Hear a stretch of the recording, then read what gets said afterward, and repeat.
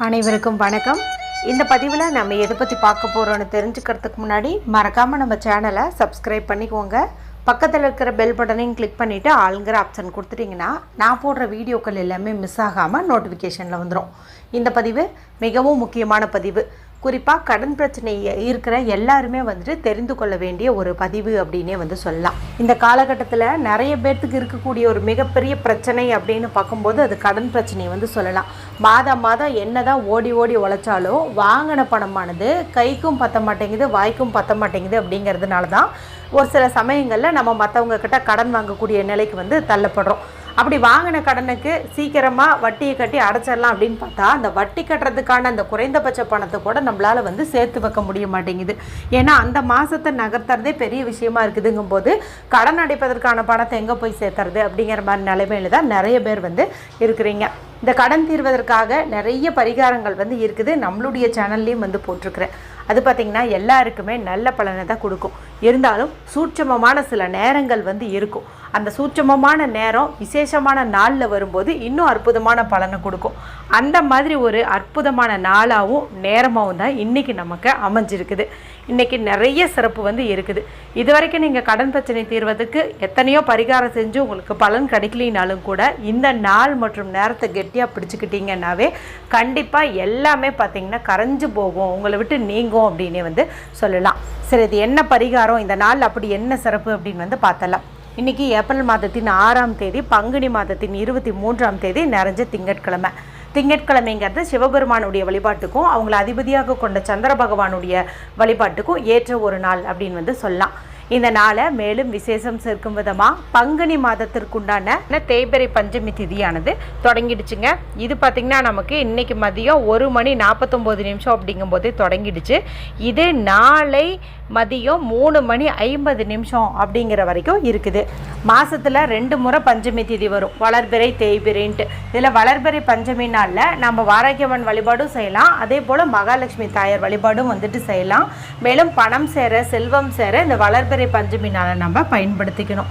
அதே போல் இந்த தேய்பிறை பஞ்சமி அப்படிங்கிறது பார்த்திங்கன்னா நம்மளுடைய கஷ்டங்கள், கடன்கள், நோய்கள், எதிரி தொல்லைகள் இதெல்லாம் நீங்குவதற்கு நம்ம வேண்டிக் கொள்ள வேண்டிய ஒரு நாள் அப்படின்னு சொல்லலாம். அதன்படி இன்றைக்கி நமக்கு தேய்பிறை பஞ்சமியே இருக்குது. அப்போ கடன் பிரச்சனை இருக்கிற எல்லாருமே கடன் தீரணும்னு சொல்லி வேண்டிக்கலாம்.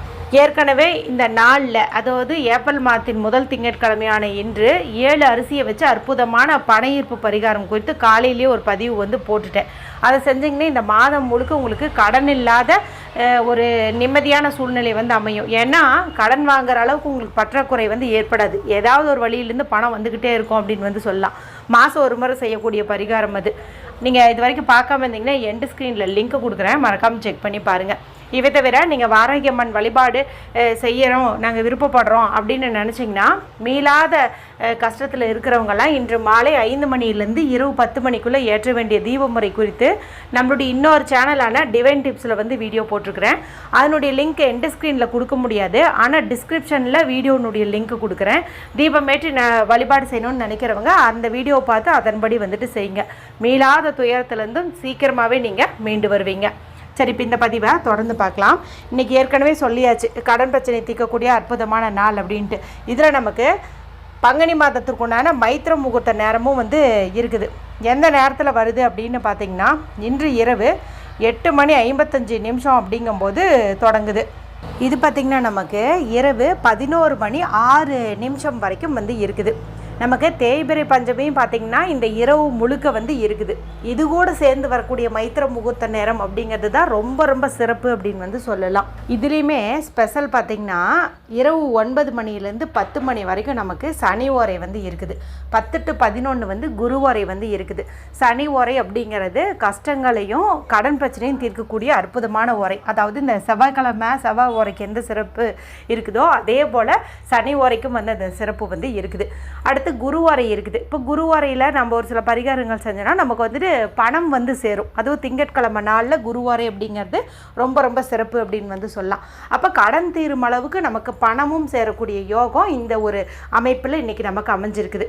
அதுவும் தேய்பிறை பஞ்சமி திதியாக வந்து இருக்குது. மேலும் இன்றைக்கி தேதி பாருங்கள் 6, இது சுக்கிரனுக்கு உரியது. தமிழ் தேதி 23, இதனுடைய கூட்டுத்தொகை 5. இது பார்த்திங்கன்னா வாராகியம்மன் உரிய நம்பர், அதே போல் குபேரருக்கும் உரிய நம்பர், எல்லாமே நமக்கு பர்ஃபெக்டாக வந்து அமைஞ்சிருக்குது. ஸோ இது வரைக்கும் நீங்கள் மைத்திர முகூர்த்த நேரத்தை ஃபாலோ பண்ணி உங்களுக்கு ரிசல்ட் கிடைக்கலினாலும் இந்த முறை வந்துட்டு நீங்கள் மிஸ் பண்ணிடாதீங்க. ஏன்னா அற்புதமான சேர்க்கை எல்லாமே இந்த நேரத்தில் நமக்கு அமைஞ்சிருக்குது.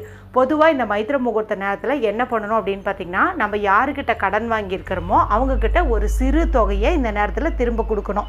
நம்ம நேர்லேயும் கொடுக்கலாம், ஆன்லைன் மூலமாகவும் டிரான்சாக்ஷன் பண்ணலாம். 1 லட்சம் வாங்கியிருக்கிறீங்கும் போது ஒரு 100 ரூபாய் கொடுத்தீங்க அப்படின்னா கூட போதும். சீக்கிரமாக அந்த 1 லட்சத்தை அடைப்பதற்குண்டான பணவரவு உங்களுக்கு ஏற்படும். சீக்கிரமாக கட்டி முடிச்சிடலாம் அப்படின்னு வந்து சொல்லலாம். அப்படி நேரில் பார்க்க முடியல, ஆன்லைன் டிரான்சாக்ஷனும் பண்ண தெரியாதுன்னு நினைக்கிறவங்க இந்த சமயத்தில் ஒரு கவர்லேயோ அல்லது பர்ஸ்லேயோ யாருக்கிட்ட கடன் வாங்கினீங்களோ அவங்களுடைய பேரை, அந்த அமௌண்ட்டு எழுதி 10 ரூபாய் 20 ரூபா இந்த மாதிரி கூட நீங்கள் காசை வந்து போட்டு வைக்கலாம். இப்படி போட்டு வைக்கிற காசை நீங்கள் செலவு பண்ணக்கூடாது. எப்போ வந்து நீங்கள் அவங்கக்கிட்ட பணத்தை திரும்ப கொடுக்குறீங்களோ அப்போ நீங்கள் கொடுக்கறதுல ஒரு 10 ரூபாய் 20 ரூபா குறைச்சிட்டு இந்த கவரில் இருக்கிற காசை நீங்கள் சேர்த்து கொடுங்க. இப்படி செஞ்சிங்கனாலும் சீக்கிரமாக கடன் பிரச்சனையிலேருந்து மீண்டு வருவீங்க. இதுதான் வந்து பேசிக்காக பண்ண வேண்டியது. சரி, கடன் பிரச்சனை தீர்வதற்காக இன்றைக்கி ஒரு பரிகாரம் வந்து நம்ம இந்த டைமில் செஞ்சோம்னா இன்னும் நமக்கு நல்ல பலனை வந்து கொடுக்கும். மேலும் தேய்பிறை பஞ்சமி இருக்குது இல்லையா, ஸோ நம்ம சிம்பிளாக செய்கிற மாதிரி ஒரு பரிகாரம் வந்து பார்த்துடலாம்.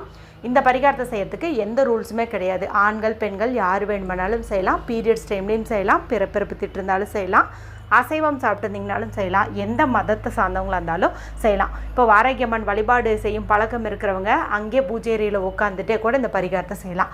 அவங்கள வழிபாடு செஞ்சு பழக்கம் இல்லாதவங்க ஹால்லேயே உட்காந்துட்டு கூட இந்த பரிகாரத்தை வந்துட்டு செய்யலாம். இதுக்கு நமக்கு தேவையானது அப்படின்னு பார்த்தீங்கன்னா, கொஞ்சம் பெரிய சைஸில் இருக்குமே ஒரு பிளேட் எடுத்துக்கோங்க. சில்வர் வேணாலும் எடுத்துக்கலாம், எது வேணாலும் எடுத்துக்கலாம். இதில் கைப்பிடி அளவுக்கு கல்லுப்பு வந்து போட்டுக்கோங்க. இந்த கல்லுப்பு முடிஞ்ச அளவுக்கு ஃப்ரெஷ்ஷான உப்பு, அதாவது பயன்படுத்தாத உப்பாக இருந்துச்சுன்னா எடுத்துக்கோங்க. புது பாக்கெட்டில் இருக்குது அப்படின்னா அதுலேருந்து எடுத்துக்கோங்க. அது மாதிரி இல்லைங்கிறவங்க உப்பு ஜாடியிலேருந்து இப்போ சமையலுக்கு எடுத்துக்கிறீங்க இல்லையா, அதையவே கூட நீங்கள் வந்து எடுத்துக்கலாம். வலது கையால் எடுத்து அழுத்தம் கொடுத்து பிடிச்சி இந்த தட்டத்தில் வந்து போட்டுருங்க. இப்போ நல்லா இப்படியே உங்கள் கையை வச்சு அப்படியே வந்து இந்த உப்பை பரப்பி வைங்க. பரப்பி வச்சுட்டு எவ்வளவு கடன் இருக்குதோ ஒட்டு மொத்தமாக நீங்கள் இவங்கக்கிட்ட ஒரு 10,000 வாங்கியிருக்கிறீங்க, அவங்கக்கிட்ட ஒரு 1 லட்சம் வாங்கியிருக்கிறீங்க, அந்த மாதிரி எவ்வளோ வேணால் இருக்கட்டும். இப்போ பார்த்திங்கன்னா 1,10,000 அந்த மாதிரி கணக்கு.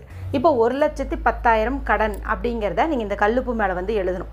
கல்லுப்பு மேலே எப்படி எழுதணும் அப்படின்னு பார்த்திங்கன்னா, நம்ம விரலை பயன்படுத்தி தான் எழுதணும். இப்படி எழுதும்போது அது ஒன்றும் தெளிவாக தெரிய போகிறது கிடையாது தான், இருந்தாலும் எழுதுறது நமக்கு தெரியும் இல்லையா, அதுவே வந்து போதும். ஸோ 1,10,000 கடன் அப்படின்னு சொல்லிட்டு நீங்கள் எழுதிருங்க. இப்போ எழுதுனதுக்கு மேலே ஒரு 4-5 கற்பூரத்தை வச்சுருங்க. வச்சுட்டு இப்போ இந்த கற்பூரத்தை வந்து ஏற்றி வச்சுருங்க. இப்போ இந்த கற்பூரம் பார்த்திங்கன்னா எரிய ஆரம்பிக்கும். நம்ம இந்த கீழே எழுதியிருக்கோம் இல்லையா, அது மேலே தான் வந்து எரியும். எரிய நீங்கள் இதை பார்த்துக்கிட்டே இருங்க. உங்களுடைய கடன் எல்லாம் தீருது, கடன் தீரும் அளவுக்கு பணம் சேருது, அதை வச்சு கடன் அடைச்சிட்டிங்க, நிம்மதியாக இருக்கீங்க. இந்த மாதிரி வந்துட்டு நீங்கள் இமேஜினேஷன் பண்ணுங்கள். இது வந்து எரிஞ்சு முடிஞ்சதுக்கப்புறமா நீங்கள் ஒரு பாத்திரத்தில் தண்ணீர் பிடிச்சி அதுக்குள்ளார நீங்கள் இதை உங்கள் கையால் எடுத்து அப்படியே கையால் வந்து கரைச்சி அதன் பிறகு நீங்கள் அதை அப்படியே வாஷ் பேசன் சிங்கில் வந்து ஊற்றி விட்டுறலாம். இந்த மாதிரி வந்து பண்ணிவிடுங்க. ஆனால் அப்படியே டைரெக்டாக இதை வாஷ் பேசன் சிங்கில் வந்து யூஸ் பண்ணாதீங்க. நீங்கள் ஒரு பாத்திரத்தில் தண்ணீர் பிடிச்சி அந்த தண்ணீருக்குள்ளார உங்கள் கையால் இந்த கல்லுப்பை எடுத்து அந்த தண்ணீருக்குள்ளே கையை விட்டு நல்லா உங்கள் கையால் கரைங்க, நல்லா வந்து கரைச்சிருங்க. அதன் பிறகு இந்த தண்ணீரை நீங்கள் வாஷ் பேசன் சிங்க் சுத்தமாக இருக்கும்போது ஊற்றிடுங்க. அதாவது அழுக்கு பாத்திரமெல்லாம் இல்லாத போது வந்துட்டு ஊற்றிடுங்க. இவ்வளவு தான் பரிகாரம். ஸோ நீங்கள் எப்பவும் போல் பணத்தையும் எடுத்து வச்சுருங்க. இந்த ஒரு எளிமையான உப்பு பரிகாரத்தையும் செஞ்சுருங்க. கண்டிப்பாக உங்களுடைய கடன் பிரச்சனையிலேருந்து சுலபமாக மீண்டு வருவீங்க. வீடியோ பிடிச்சிருந்தா மற்றவங்களோடையும் ஷேர் பண்ணுங்கள். ஏதாவது சந்தேகம் இருந்தால் கமெண்ட் பண்ணுங்கள். மற்றும் ஒரு பயனுள்ள பதிவில் உங்களை சந்திக்கிறேன். நன்றி, வணக்கம்.